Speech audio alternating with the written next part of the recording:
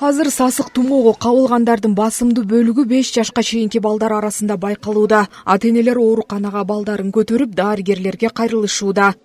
Азыр грипп ошо ооруп атат. Баламдын да ичинен алып, температурасы 2-3 күндөн бери 39-38ден түшпөй жатат. Ошо азыр врачка келгенбиз көрүнгөнү. Аябай шалдырап, настроениясы жок, аябай ыйлактап жатат. Грипп аябай катуу жүрүп атканынан кызыбызга жугуп, ошол айыкпай атканынан врачка келгенбиз. Балдарыңарды аябай жакшы карагыла, ошол маңкасы токтобой агып атканынан поликлиникага алып келгенбиз, физлечение алып. Буюрса жакшы болуп калды. Температура 38ге жетип жакшы болду да азыр.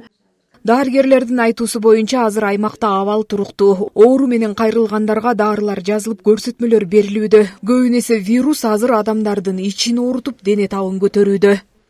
Ичи ооруйт, ич өткөк болуп келет.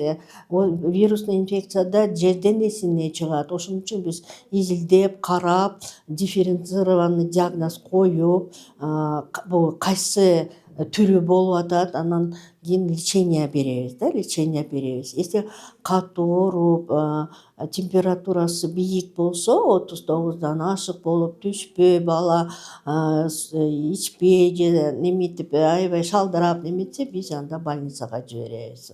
Вирусный инфекция боюнча азыр эпидемиология туруктуу. Обычно подъем бул немеде болот, кыш мезгилинде болот. Азыр мен ойлойм азая түштү депчи. Балдар арасында сасык тумоо тез жайылгандыктан ата-энелерге оорунун алгачкы белгилери байкалганда дарыгерлерге кайрылуу керектиги айтылат. Ошондой эле колду таза кармоо, тамак ашты кылдаттык менен колдонуу сунушталат. Жазгүл Сатаева, Данияр Акунов, Айбек Турдакунов, Ысык Көл жаңылыктары, Кара Кол шаарынан.